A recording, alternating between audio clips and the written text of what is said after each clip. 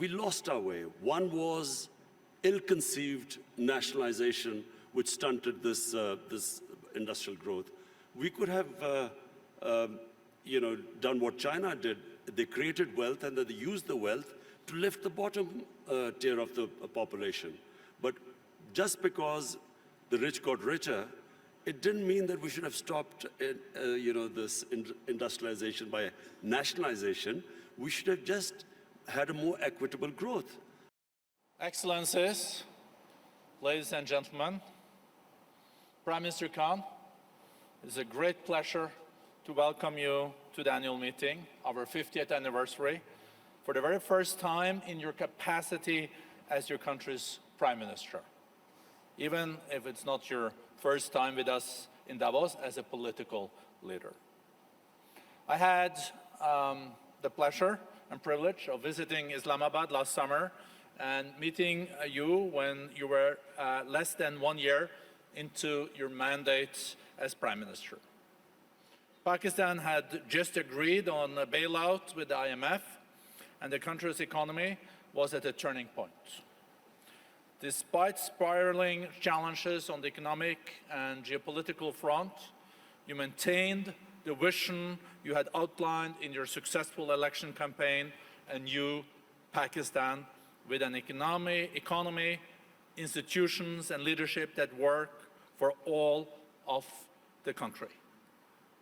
Today, 6 months later, I believe you have a powerful story to tell the world, one in which a country in crisis has been able to pursue one of the most ambitious programs of social, economic, and institutional transformation I have witnessed. Instead of using the economic crisis to justify cutbacks, you used it to change the way the state collects taxes, the way it shelters its poor and invests in its youth and the environment, and to set new standards of integrity in public lives. Pakistan's ability to emerge from hardship stronger than before is the testament to the remarkable resilience of its peoples. Based on this, it is my great honor, Mr. Prime Minister, to welcome you here to the lectern. Thank you.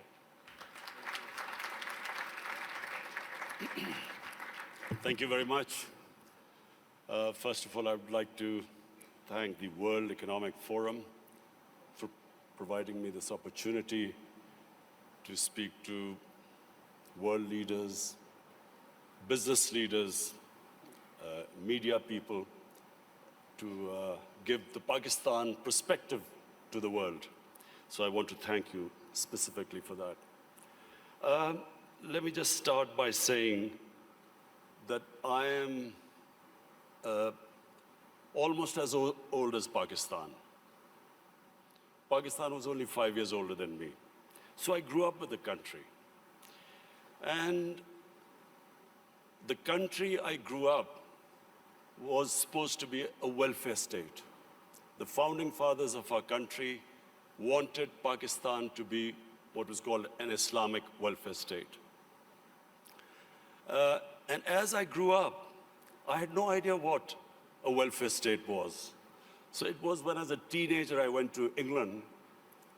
That's when I first discovered what a welfare state is. It's humanity, it's caring about the underprivileged. And so from then onwards, I always thought that if I ever got the opportunity, I would always want my country to be a welfare state. So this is my vision. Everything, all the policies which we make in Pakistan are towards that end, to make it into a humane country where the government takes responsibility of the weaker section of its society. So this is the vision statement. But I'll start with environment, because the theme of this time, the World Economic Forum, is about sustainability. Let me just say, first of all, that the other thing about Pakistan, was this desire to see it as a humane and just society. But the other thing was as a child, I fell in love with the wilderness of Pakistan, the mountains of Pakistan. Uh, all our summer holidays were spent in the Himalayas. And so from that time onwards, what I loved about Pakistan was its wilderness, its mountains. And so, as with age, I saw these mountains, this wilderness disappearing. And especially the way we destroyed our forest cover. I always resolved the second thing, that if I ever got the opportunity, I would make sure that we preserve this God-given beauty of our country. And we start a reforestation campaign. So in 2013, my party won an election in one of the provinces, which was the former northwestern western province called Pakhtunkhwa. And that's when we started one of the most ambitious campaigns to plant 1 billion trees in 4 years. And against all odds, we did it. No one expected it to happen, but we involved the local communities. We first made them understand how important trees were for the future. We made the people understand that Pakistan was very vulnerable to climate change. And we appealed to the people. We involved women in the mountainous areas to grow nurseries. And it became one of the most successful campaigns in our country's history of forestation. So we planted 1 billion trees. So when I became the Prime Minister, I resolved that we would plant 10 billion trees in Pakistan in the next 4 years. And this is now our objective. The experience we learned from the KP province, we are now using that experience to grow these nurseries, involve local communities, especially involve women, because they were very good in planting, developing and planting nurseries. So, why is it important for us to grow trees? For 2 reasons. One, as I mentioned, that Pakistan is vulnerable to global warming. Secondly, in our cities, pollution has become a silent killer. So unfortunately, there was no plan before, and our cities got very polluted, specifically Lahore, which had the pollution levels like Delhi in India, rose high because for some reason, our planners removed 70% of the tree cover of Lahore in the last 10 years. Apart from the environmental aspect now, the third thing I realized, that you cannot make your economy grow unless and until there is peace and stability. Pakistan in the 80s became part of what was the Afghan Jihad. Pakistan became allied with the US to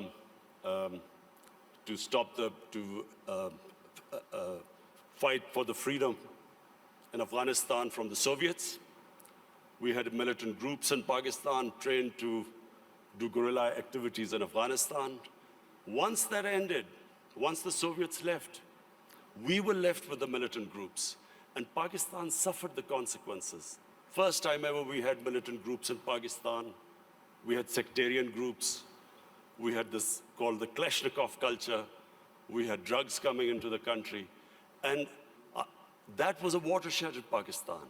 Things started going wrong and as I repeat, for economy, you need stability. You need peace and order. So if you have armed militias in your country, that became one of the impediments on economic growth. Come 9/11, we again joined the US in its war on terror. This time, the same militant groups that were created, Pakistan was required to disarm them. So again, we went through this process. 70,000 Pakistanis died in it. And of course, what was hit was economic growth. And then the image of Pakistan, a dangerous place in the world. So when I assumed power, I decided, my government decided, that from now onwards, Pakistan will only partner another country in peace. We would not become part of any other conflict. We would not join any country in its conflict. And since then, we have played our part.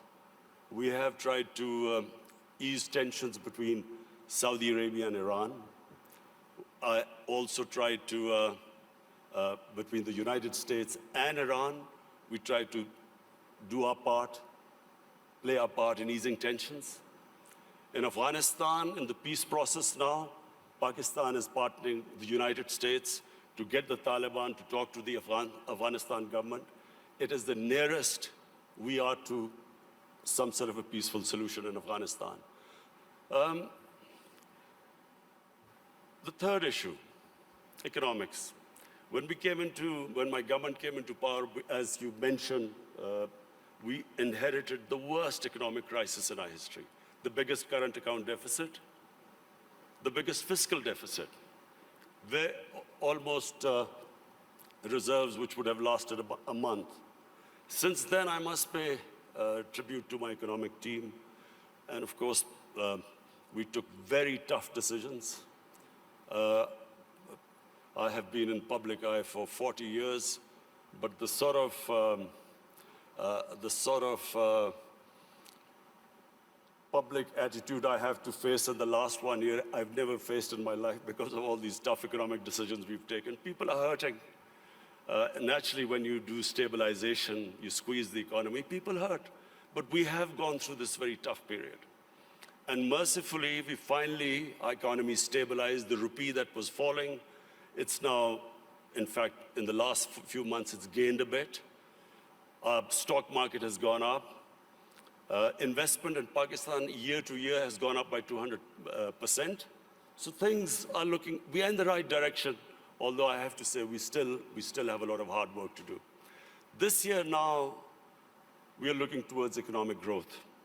The idea is now so that we provide employment, bring in investment in Pakistan, create the conditions. And I'm happy to say that in 1 year, according to the World Bank, that index of ease of doing business, Pakistan went up 28 points in the ease of doing business. We were in the top 10 countries which made the biggest improvement. What are the advantages of Pakistan? Number one is our population. We are 210 million people. 60% of Pakistanis are below the age of 30. This is the real strength of Pakistan. Unfortunately, we have neglected this young population because we did not concentrate on skill development, equipping them to employ themselves, become entrepreneurs, provide young people to the industry. But now we have started a program of skill development. We have partnered World Economic Forum in this, this program of Skill Gap, and we have laid a huge amount of money for startups, young people, encouraging them to start their own businesses. This is the first time we've done apprenticeship. We are encouraging industries now to employ young people. So this is really a big source. This is a big resource which will, we hope, one day lift Pakistan. The other advantages Pakistan have, number one, is our mineral wealth. Sadly, untapped. Pakistan is sitting on one of the most precious gold and copper reserves. Unfortunately, we've had a few issues, so these reserves have remained untapped, but we have enough reserves that we can pay off all our foreign debt. We also have one of the largest coal reserves. We have rare earth minerals. We have unexplored gas reserves. So the whole government attention now is to develop these resources. We also have very fertile agricultural land. Unfortunately, the practices which we have done, we have not really explored this potential. Our productivity is one of the lowest. So for that, we have got help from China. China has been in the CPEC, what is this, the Pakistan-China economic corridor. We have in that got China to help us in developing the productivity of agriculture sector. And this is, I think, one area where Pakistan can make strides very quickly, because we do have fertile land. Unfortunately, as I said, our productivity is very low. And finally, my vision of Pakistan stems from its strategic location. Pakistan is strategically placed, probably one of the most fortunate positions in the world. On the one side is China, one of the fastest growing markets, and of course, closely allied to Pakistan. Then we have energy reserves in Central Asia. And the moment there's peace in Afghanistan, we then have access to all the markets in Central Asia. Then we have Iran, and hopefully, if things settle down, Iran also, the more we trade with Iran, both countries will benefit. The biggest neighbor, second biggest neighbor is India. Unfortunately and sadly, the situation between India and Pakistan is not what it should have been. There are various reasons, and I won't go into it right now. This is not the right forum. But the moment Pakistan and Indian relationship becomes normal, trade starts between the two countries, then one can imagine the location, the strategic location of Pakistan with China one side, India on one side, and then countries with excess energy on the western side. I am someone who believes that in Pakistan, the moment we get our governance right, that is the real issue. Sadly, our governance, in the past 30 years, the way our governance deteriorated, that was one of the biggest reasons that we have not been able to fulfill our potential as a country. The country has tremendous resources, young population, strategically located. From now on, my government's biggest challenge now is how we can improve our state institutions, so we can improve our governance, so we can tap our potential. Thank you.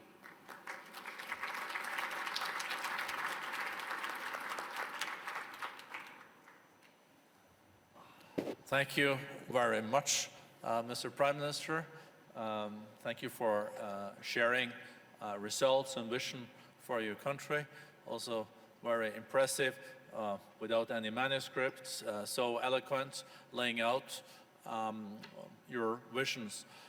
Last year, foreign direct investments to Pakistan increased with 70%. I guess this is also related to the fact that you alluded to in your speech that the security situation is much better. I think also the energy supply is much more predictable. So what is your interpretation of this increase in FDIs? Do you want more FDIs? And are you pretty sure that you're going to be able to keep the security situation at this level and also further develop and improve when it comes to predictability on the energy side? Well, you know, in 2019 was the safest year in Pakistan since 9/11. And when Pakistan participated in the US war on terror, the security situation deteriorated. And for a time, you know, there were bomb blasts going on, and there was no question of foreign investment coming in. There were foreign advisories from various countries. So we had a real dip in foreign, as understandable if you have a security situation that bad. So 2019 was the most, the safest year after 9/11. And that was reflected in our tourism. And between 2018 and 19, our tourism doubled in 1 year. And really, this is the great potential of Pakistan in tourism, which is untapped completely. Because Pakistan has historical tourism. It has that 5,000-year-old Indus Valley civilization, the Mohenjo-daro civilization, which is one of the oldest. Then it has religious tourism. It has some of the most sacred sites for Hinduism, Sikhism, Sufism, and then Buddhism. There's some, the center of Buddhist civilization was the Gandhara, which is north of Pakistan. So we have religious tourism. And then the mountain tourism in Pakistan, almost half the peaks over 24,000 feet are in Pakistan. So it is untouched as yet, and our concentration for providing jobs to people and improving the growth rate is now on tourism. In fact, without us doing anything, tourism has doubled, and people are finding it difficult to have hotels or places to stay. So we are now inviting tourism investment in tourist resorts. So maybe I'm at least one of the few Norwegians that have visited up in the Swat Valley. It's beautiful, and you also have beautiful other places. I think Swat Valley used to be the honeymoon place, even in Pakistan. Is it now also, you see tourism also in these areas where the Pakistani Talibanis used to run, and you're not concerned that Pakistani Talibans can come back, and you're pretty sure that this is on safe footing? You see, in Pakistan now, virtually there's no terrorism in Pakistan, and I have to pay tribute to our security forces. They did such a brilliant job, and it was for a while, we went through a really difficult period, but thanks to them, there is hardly any terrorism. I mean, you have the odd problem, but that you have anywhere in the world. Problem now is we need peace in Afghanistan and stability. Whatever terrorism now comes into Pakistan every now and then is from Afghanistan. And that's why this peace process in Afghanistan is very important. The quicker Afghanistan settles this peace and stability, it's not just only good for Pakistan from the terrorism point of view, but also the connectivity to Central Asia, and which will benefit both Afghanistan and Pakistan. Are you, Mr. Prime Minister, optimistic that there can be a deal between Taliban and the government in Kabul? Americans are very much involved in this. You're also contributing. Is it possible this year? And do you think Taliban will also engage in a deal that will respect the rights of girls' education, women, and those areas where there have been progress in Afghanistan? Well, the first thing is that there has to be peace. And that can only happen if Taliban and the Afghan government, they sit together and there's a political settlement. That has to be the first step. Just my view, I do not think that, the saying that you'd only cross the river once. What was in 2001 is not going to be now the case if and when Taliban and the Afghan government come together, because so much has happened since then. So I think it would be a completely different scenario. But the most important thing right now, and it's not going to be easy, but it is the only option, that the Taliban and the Afghan government sit together. Whenever that happens, it will have turbulence, but it is the only way forward. There is not, and there never was, a military solution in Afghanistan. Mr. Prime Minister, as you also alluded to and mentioned, you have also initiated initiatives to have Saudis and Iranians de-escalating and trying to establish dialogues. You are able, as a nation, to have pretty good relations, both Iran, Saudi Arabia, UAE, and other Gulf states. If you look at the escalation that we have seen lately, some people even talk about this Middle East being at an inflection point.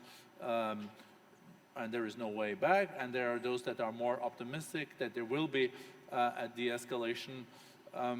You will continue to contribute in that process, and how do you see that unfolding in the year to come after Americans killed General Soleimani and etc.? Is U.S. deterrence back in the region? Are you short-term, medium-term optimistic on de-escalation, or is this something that really keeps you up at night?